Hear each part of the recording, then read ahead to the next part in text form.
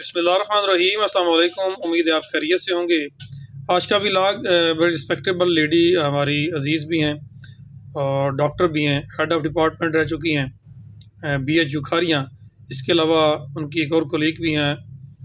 ये उनके कहने पे स्पेशली बनाया जा रहा है और उनकी स्पेशल रिक्वेस्ट थी कि आप अवेयरनेस के हवाले से भी दें, और होना भी ऐसे ही चाहिए। हमारे बहुत सारे लोग बिलखसूस मर्द हजरात इस चीज़ से नावाकिफ़ हैं कि प्रेगनेंसी के दौरान जो है वो शरअ तलाक ज़्यादा होती जा रही है, और बहुत सारे पढ़े लिखे लोग भी इस चीज़ को नहीं जानते कि आया कि ये मकर है, फ़रेब है, या कि मेडिकल मसला है। होता क्या है कि आपने देखा होगा जब भी औरतों को प्रेगनेंसी होती है, हमल ठहर जाता है, तो उनके जो हार्मोनल चेंजेस हैं, उनके मूड स्विंग्स हैं, वो लम्हा ब लम्हा बदलते रहते हैं। इसको आम अल्फाज में मैं इस तरह बयान करूँगा कि आपने घरों में देखा होगा कि अचानक औरत को गुस्सा आ जाएगा, अचानक वो खुश हो जाएगी, मतलब उसके बिहेवियर अचानक जो है वो गुस्से वाला हो जाएगा और अचानक ही ठीक हो जाएगा। और ये विद इन सेकेंड्स भी होता है, मिनट्स में भी होता है, घंटों में भी होता है, और दिन में कई दफ़ा ऐसे होता है। ये जब भी हमल ठहर जाए तो ये ज़हन नशीन कर लें, हमारे जो बिलखसूस देहाती इलाकों में, और चूँकि शहरी लोगों में भी इस चीज़ की अवेयरनेस नहीं है, ना डॉक्टर साहब आते हैं, ये अपने पल्ले बांध लें कि लेडीज़ को जब भी हमल ठहरता है तो उसके बाद ये वाली कंडीशंस आती हैं, सिचुएशन आती हैं, और उसमें लेडीज़ में जो मूड स्विंग्स हैं वो बदलती रहती हैं, जिसकी वजह से ये चीज़ होती है।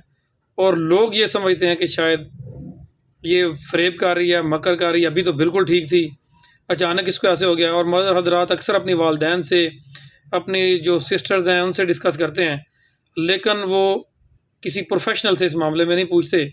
मेरी सबसे पहले तो डॉक्टर हज़रात बिलखसूस गायनेकोलॉजिस्ट जितनी हैं उनसे रिक्वेस्ट है कि इस चीज़ को लाजमी जो मर्द हज़रात हैं उनकी काउंसलिंग की जाए, उनको बताया जाए कि ये कोई मकर फ़रेब नहीं बल्कि ये एक हेल्थ इशू है, और बिलखसूस ये प्रेगनेंसी के दौरान। और इसी तरह जब हैज़ के दिन आते हैं उससे चंद दिन पहले या हैज़ के दिनों के दरमियान में भी इसी तरह होती है कि औरतों के अंदर चिड़चिड़ापन, गुस्सा, लड़ाई झगड़ा, और इसी तरह अचानक बिल्कुल ठीक हो जाना।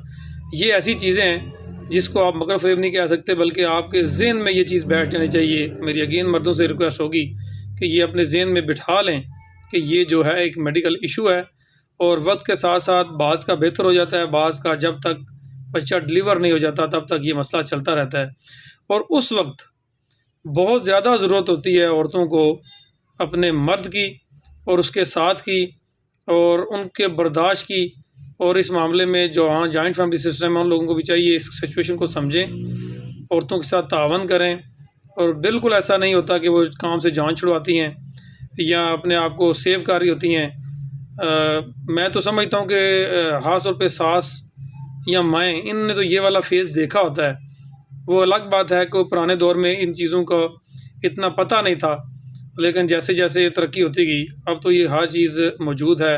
आप गूगल भी कर सकते हैं, मेडिकल की रिसर्च पढ़ सकते हैं, और कोशिश करें जी अपने भावों, अपनी बीवियों का, औरतों का बिलखसूस इस मामले में बहुत सारा ख्याल रखें।